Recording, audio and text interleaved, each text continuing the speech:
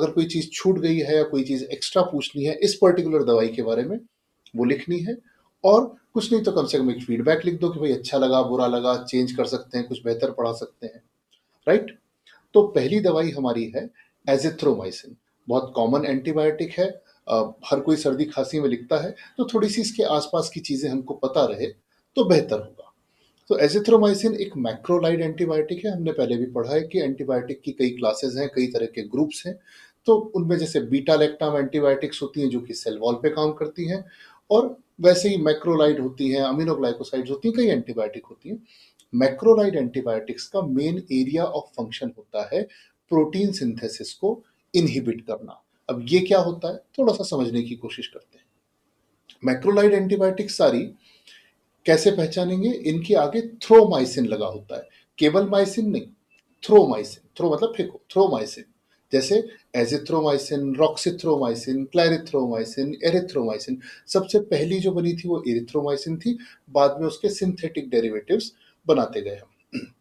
इसमें से क्लैरिथ्रो काफी चलती है और एजिथ्रो काफी चलती है। इरिथ्रोमाइसिन एक जमाने में बड़ी पॉपुलर थी।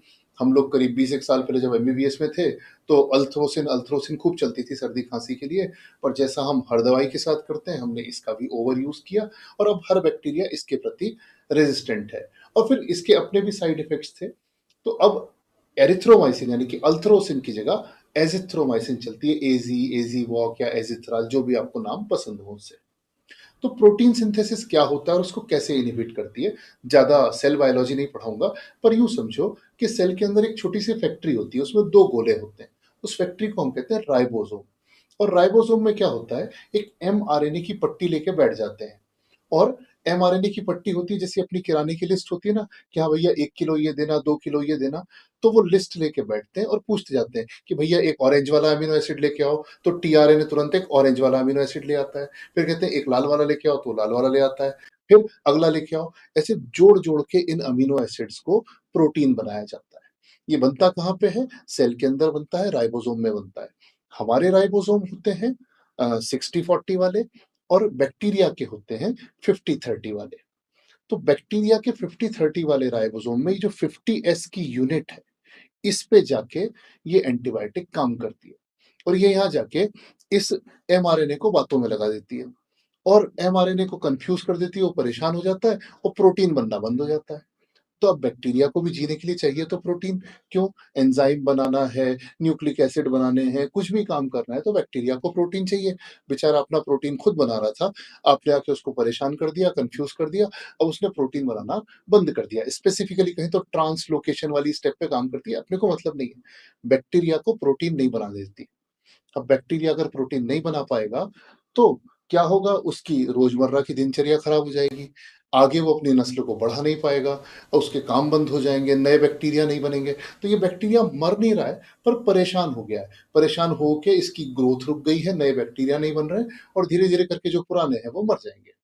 यही एंटीबायोटिक यदि बहुत हाई डोज में दे दी जाए तो ये बैक्टीरियो स्टैटिक की जगह बैक्टीरिसाइडल हो जाती है। स्टैटिक मतलब क्या, कि ये मार नहीं रही है पर बैक्टीरिया को काम नहीं करने दे रही। साइडल मतलब क्या, कि जैसे तुम्हारी पेनिसिलिन बैक्टीरिया में गई और जाके बम की तरह बैक्टीरिया फट गया।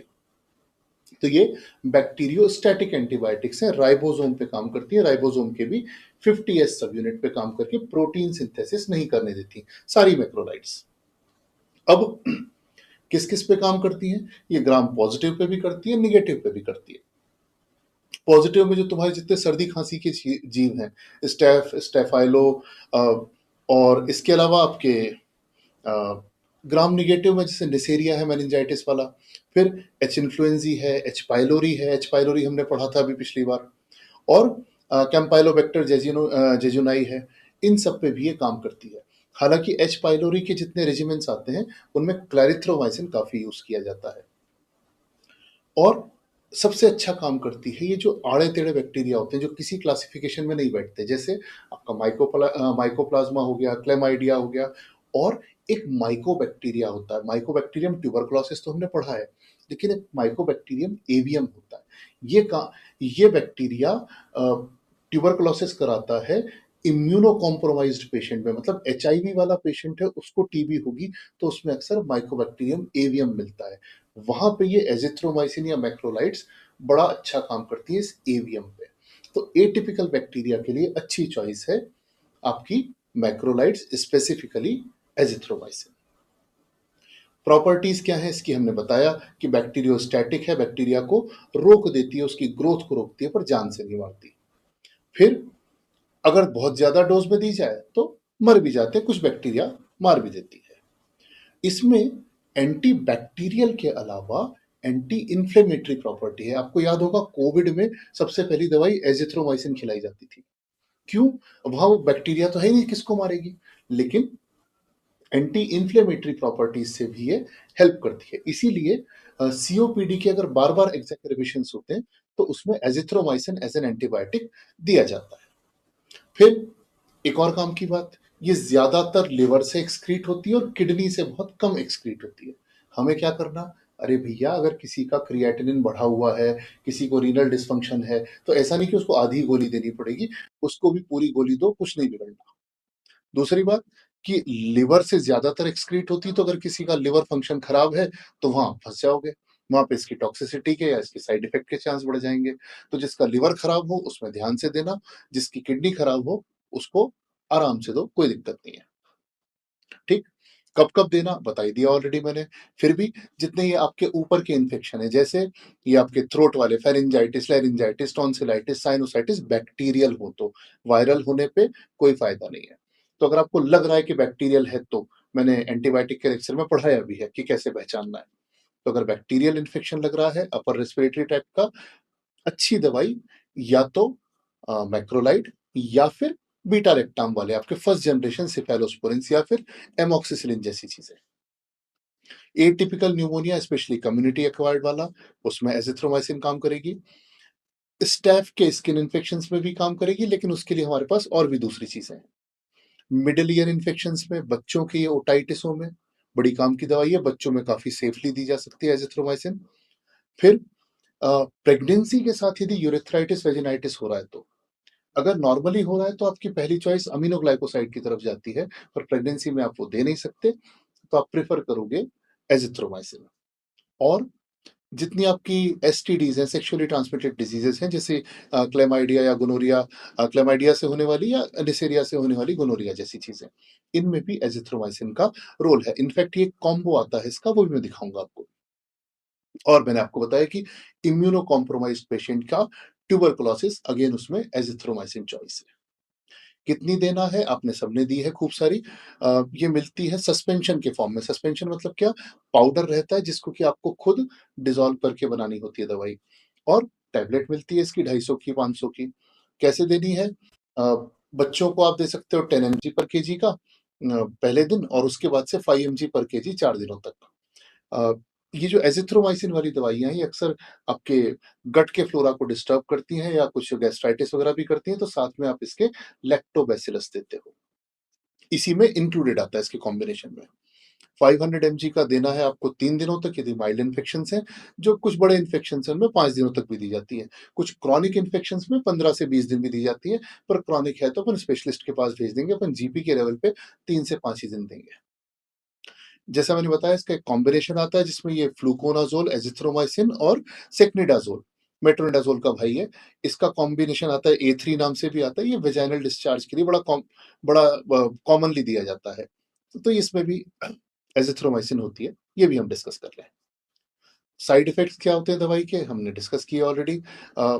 चूंकि ये गट की मोटिलिटी को बढ़ाती है तो ये डायरिया कर सकती है।